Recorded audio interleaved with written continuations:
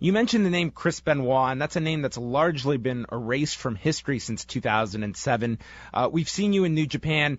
You've introduced the rolling German suplexes, as well as the variation of the crossface you noted. Do you feel a strange sense, the need to honor Chris for the positives in his life?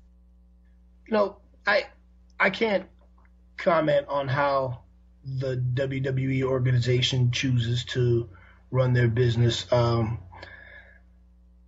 Regarding Chris's memory, it's a business decision, and it's up. That's up to them. Me personally, Chris Benoit was my friend and my mentor, and as I've said in one other interview, I explained that the Chris Benoit that I knew, that took me underneath his wing, that allowed me into his world, that allowed me into his home, that wasn't the guy that committed that heinous act that day. Anyone that knows Chris, the few people that were in his inner circle, know how much he loved his family.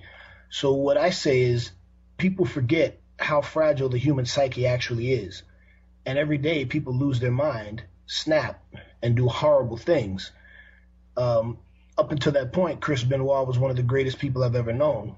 And he's as good a person outside the ring as he was a performer inside the ring.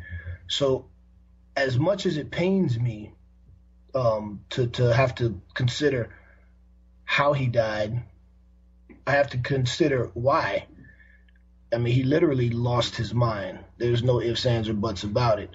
Mm-hmm. So my friend and mentor made the ultimate mistake, and then he paid for it with the ultimate sacrifice. And I can't forget everything that he was to me prior to that point, everything that he did for me, everything that he offered to me selflessly of himself. So I say that when I do that rolling German spot, yeah, that's in honor of my friend and mentor.